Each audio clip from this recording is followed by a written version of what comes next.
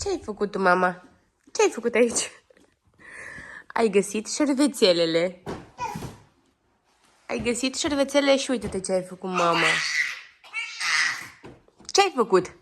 Ia, zi. De ce te uiți așa urât la mine? De ce te uiți urât la mine? De ce te uiți urât?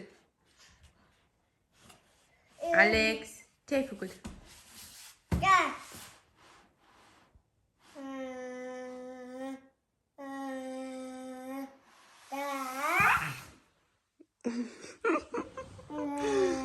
Ce ai făcut, mă, cu șervețelele?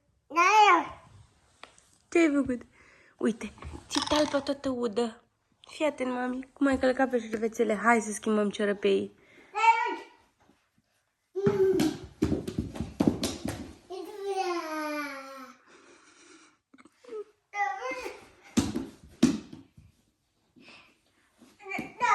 Așa, șterge pe jos, mami, șterge.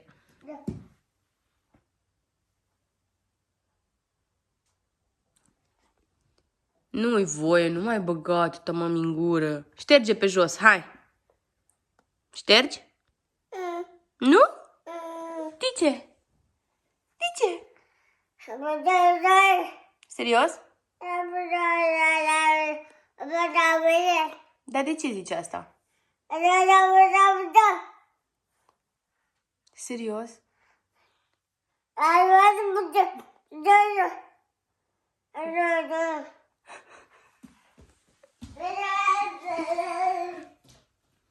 Așa, aprinde șemineul, că uita să l-a prins. Da, știu. Deci, de când a prins faza că acolo are șemineul un buton, la noi șemineul în casă nu mai stă închis. Da, am văzut, le-ai pornit. Dacă cum uitam, dacă o să rămân așa acesta. Și acolo ce mai ai?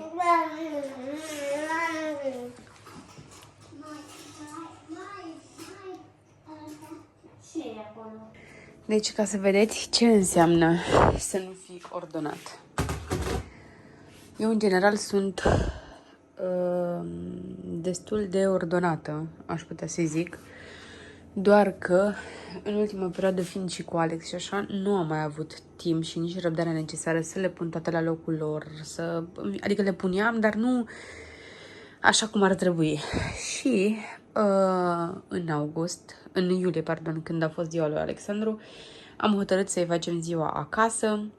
Mi s-a părut cel mai ok, în fine. Și am făcut am și comandat de la cineva o parte din mâncare și o parte din mâncare am făcut-o noi acasă. Și am vrut să am făcut bufet suedez. Iar platourile pe care am pus toate chestiile, că am făcut exagerat de multe chestii, foarte multe chestii, că am rămas cu multă mâncare, s-a și mâncat mult, dar și am avut enorm de multă mâncare, am vrut să fac pe tematica asta cu lemn. Și nu am avut foarte multe, pentru că nu de mult mi s-a pus mie pata pe chestii din astea.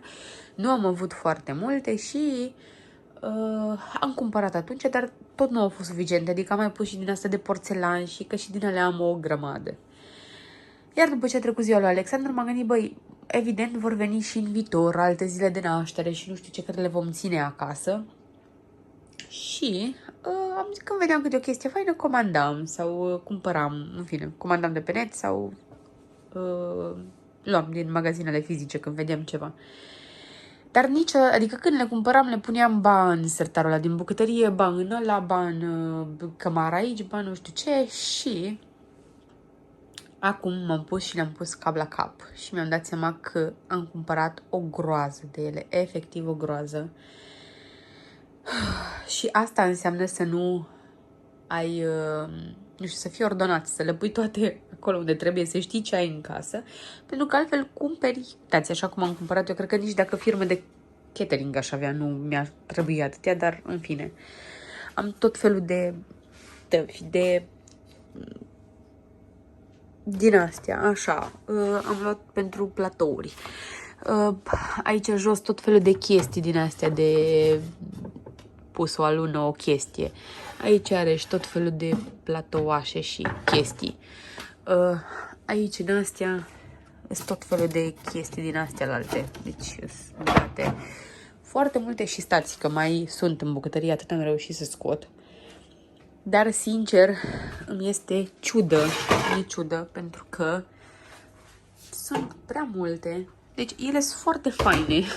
Îmi pare rău că le-am luat, adică chiar sunt faine, dar îmi pare rău că am luat adică o să-mi pare rău că poate nu ajung să le folosesc pe toate. Asta o să fie regretul meu. Chiar sper să ajung să le folosesc pe toate pentru că e păcat. Chiar e păcat de ele. Deci, un sfat din partea mea. Fiți atenți atunci când cumpărați. Nu cumpărați compulsiv. Și, nu știu, să știți ce cumpărați. Pentru că v-am zis, eu cumpăram, o puneam într-un loc, uitam că am cumpărat chestia aia, luam alta și tot așa s-au strâns 100 și nu mâncăm cu 1000 de guri, nu suntem 1000 de oameni, adică nu avem party în fiecare zi, nu... În fine, asta este. Sper să învăț ceva din chestia asta. Bună ziua! Sper să mă vedeți bine, că eu nu mă prea văd aici în ecran, pentru că am pus telefonul pe o floare. Eu m-am pus să pregătesc acum o fasole, o ciorbă de fasole cu afumătură. Nu o să fac foarte mult, că eu nu o să mănânc de prea multe ori din ea, pentru că nu am voie, nu că nu mi-ar place. Și o să vă arăt pe parcurs cum o fac. Acum am tăiat ceapa, o să pun ceapa la călit cu puțină boia, după care o să pun șoncul, fasolea să fiarbă și la final o să fac un rântaș, îi spunem noi. O să vă arăt cum îl fac. Îi pui ulei cu făină și după aceea pui puțină boia și după aia din zeama de la ciorbă pui peste până se îngroașă așa puțin și după aia torn totul în ciorbă, dar o să vă arăt. Aici călim ceapa cu ulei de floarea soarelui și pun puțină boia, nu pun foarte multă, pentru că voi mai pune și în rântaj boia. Iar acum dau focul mai mic.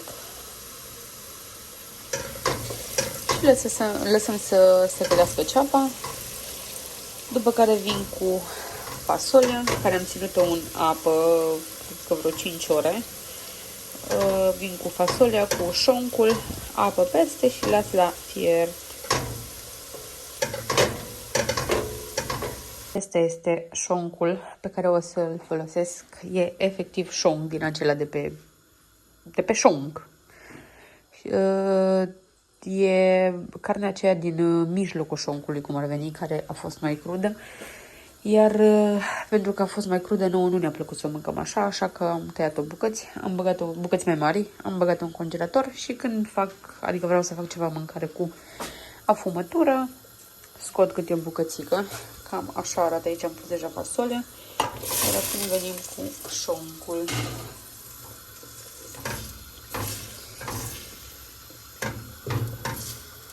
Ok, mai pun niște foi de dafin, sare, piper. Nu o să pun foarte multă sare pentru că e sărat și șoncul, ca să nu iasă prea sărat. Pun apă, lăsăm să fiarbă, la final o să fac rântașul acela de care vă spuneam și cam asta e fasolea. În fine, vă mai arăt pe parcurs. Am uitat de morcovi. O să pun și morcovi. Știți cum îi țin eu tăiat bucățele la congelator? O să pun pungulița asta. Iar aici am pus foi de dafin, niște cuburi, din 2 cuburi de Knorr, niște păstârnac de la Biomarket, piper și nu mai știu ce am pus. Așa, vin cu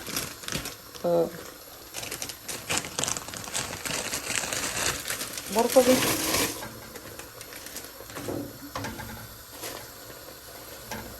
Așa.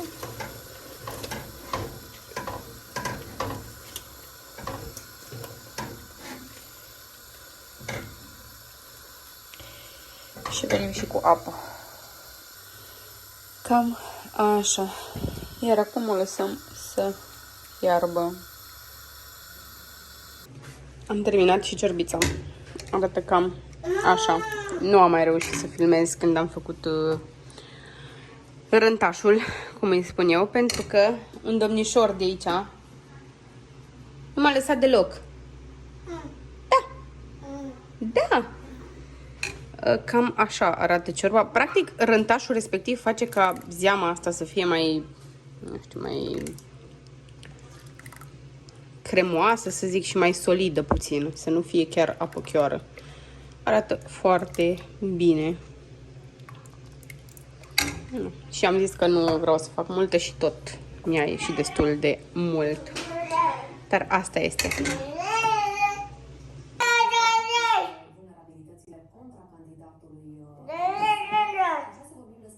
Ce se întâmplă? Ce se întâmplă? Nu înțeleg.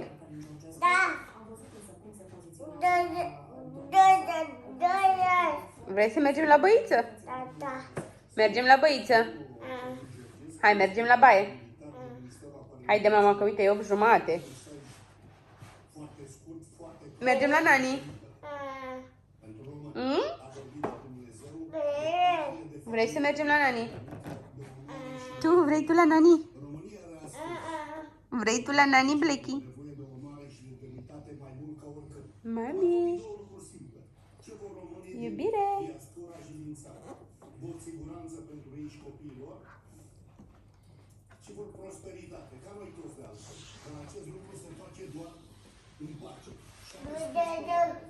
Da, da!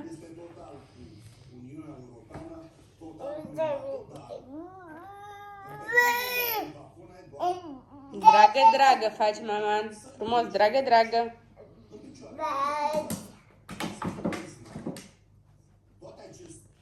Dragă, dragă, că te zgârie. Vezi?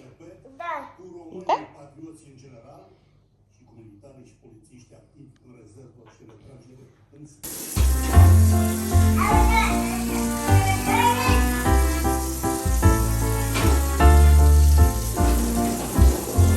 We wish you a Merry Christmas. We wish you a Merry Christmas. We wish you a Merry Christmas.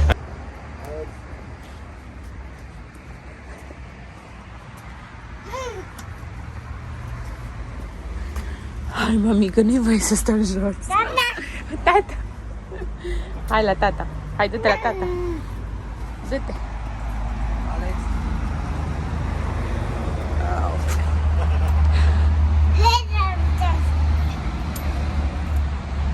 Mami! Iubire! Iubire! Ce faci? Iubire! Unde ai venit tu de Moș Nicolae?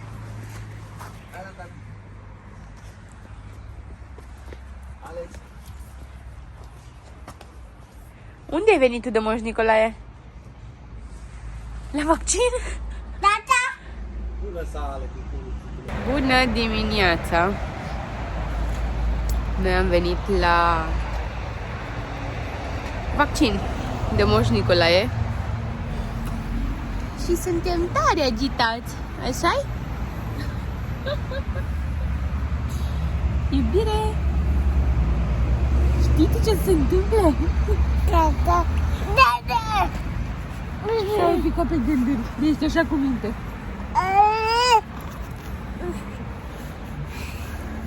Vine aici. Spune, ce ai primit tu de Moș Nicolae? Oh, tu gândi. Mami!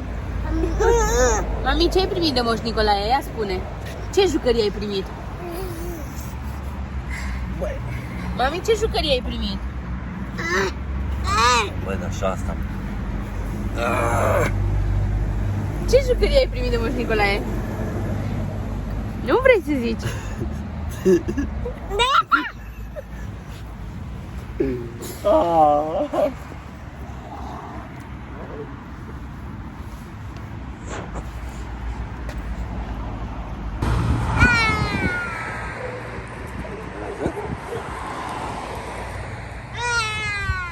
Hai că îl dau șalele, bă, tată, tu.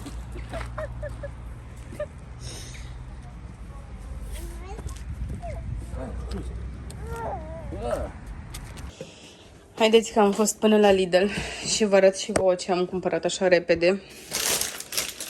Nu am avut nevoie urgentă de nimic, dar au venit ai mei până în Timișoara și au zis că merg la Lidl și a zis să ne întâlnim acolo și atunci am luat și eu câteva chestii. Biscuiți. Am luat lui Alexandru o chestie din asta, deja am desfăcut-o. Un fel de turn. E încântat de el cât de cât. Niște roșii, banane, mango, lime, ceapă, pâine, condiment pentru vin fiert. Mi-am luat o oală din asta de fontă. Am vrut să-mi comand de pe net, dacă n-am văzut-o la Lidl, zic hai că mi-au de aici.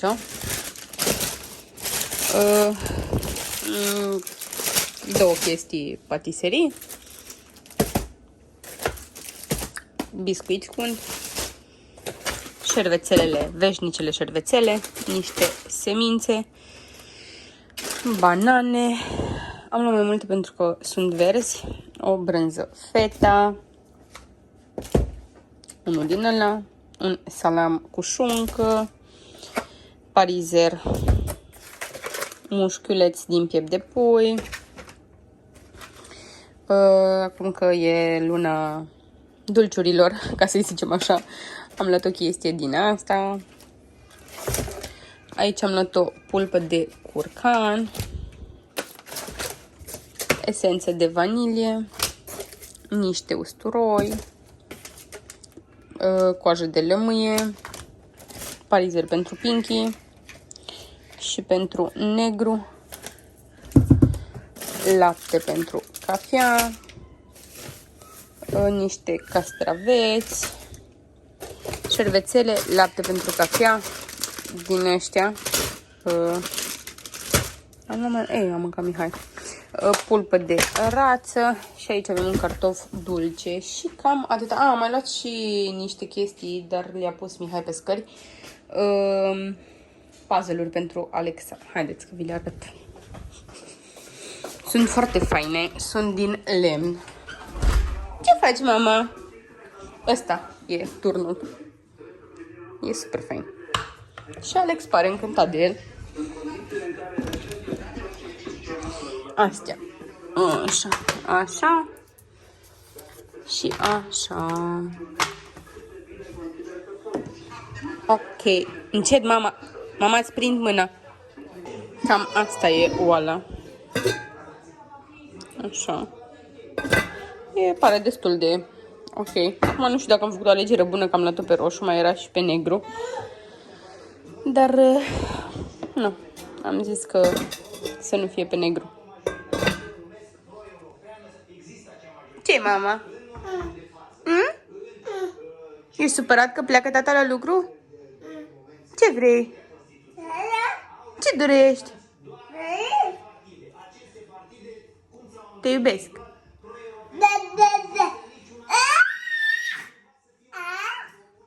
Nu știu ce are de câteva zile, dar e foarte... E foarte iritat. Nu-i convine nimic, așa-i? Nimic nu-ți convine. De ce nu-ți convine nimic? Te iubesc. Te iubesc. Te iubesc. Bă, vei la mama? Stai, da. Stai să închid telefonul. Da, vom găsit în urmă cu din Mogoșoara, părea destul de nervos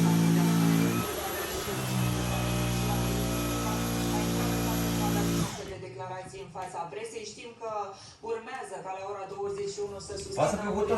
Nu știm însă dacă va fi aici sau dacă va fi online, așa cum ne-au obișnuit până acum. Mami, dar unde e aspiratorul tău? Din Mogoșoara sunt mai multe echipaje de poliție și de jandarmerie care asigură probabil protecția Aspiratorul tău unde e? Călin Georgescu, cum spuneam, nu a dat nicio declarație. Acum am văzut că s-a întors mașina Iată, care încă mută și vitezele. inițial pe Călin Georgescu aici la locuința lui. Vedem dacă va mai pleca, dacă va răspunde totuși la întrebările jurnaliștilor și ce se va întâmpla în continuare. Mami, tu știi să muți și stil. Repet, Călin Georgescu, în exclusivitate la ora 21 aici la Realitatea Plus. Hai, mama, aspiră, hai. Nu mai schimba programele, hai, aspiră. Pe de altă parte, hai să mergem și la colegul nostru, Radu Rotaru. Asta că tot am promis declarațiile și reacțiile. Uite că am terminat de editat vlogul și mi-am dat seama că nu am nici o încheiere. Cam așa au fost ultimele 2 zile pentru noi. Bine, cât am reușit să filmez. Îmi pare rău că nu am filmat azi dimineață atunci când i-am dat, când a văzut Alexandru citmulițele pline cu cadouri de la Moș Nicolae. Doar că cadourile le-am pus aseară foarte târziu și nu am mai avut baterie la telefon ca să filmez atunci. Iar azi dimineață s-a trezit Alexandru destul de târziu, i-am arătat cadourile, s-a bucurat în felul lui și n-am apucat să filmez pentru că ne-am grăbit foarte tare că aveam programare la 10:30 pentru a doua doză de vaccin antigripal și oricum eram în întârziere și nu mai aveam timp să stau să filmez. Îmi pare rău că n-am reușit, pentru că aș fi vrut să-mi rămână aici amintire. Primul lui Moș Nicolae, adică a avut și anul trecut Moș Nicolae, doar că a fost prea mic și nu i-am dat nimica. Dar asta este. Ce am mai făcut astăzi? Am fost la vaccin de dimineață, am făcut puțină curățenie prin casă, și în rest n-am mai făcut nimic. Am fost în oraș la Lidl. După aceea au venit ai noștri, ai mei pe la noi. Și cam atâta au fost.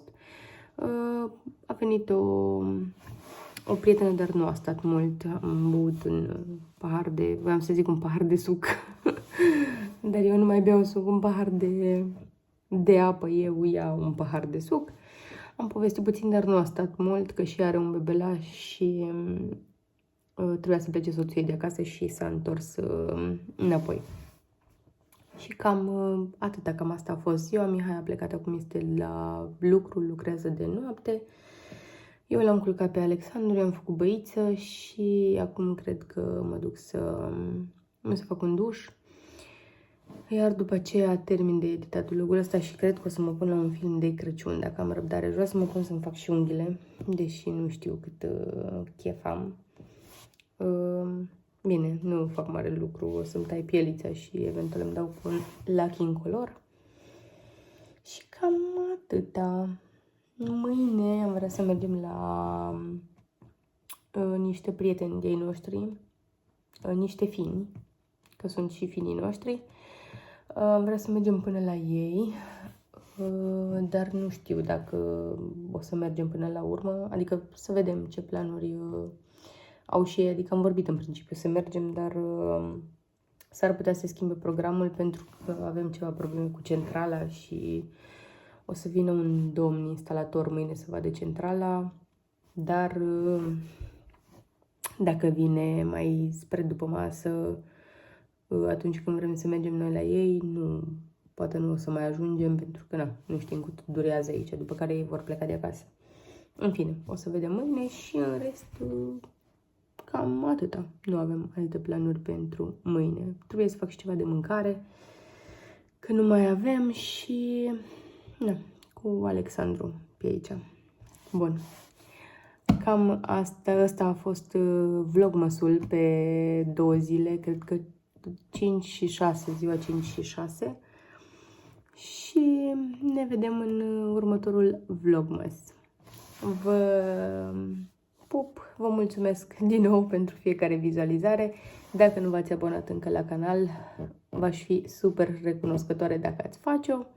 Vă aștept și pe Instagram, Alexandra Ciurea mă găsiți. Și cam atâta. Vă mulțumesc încă o dată. Seară faină să aveți sau o zi bună, depinde când vă uitați la acest vlog. V-am pupat!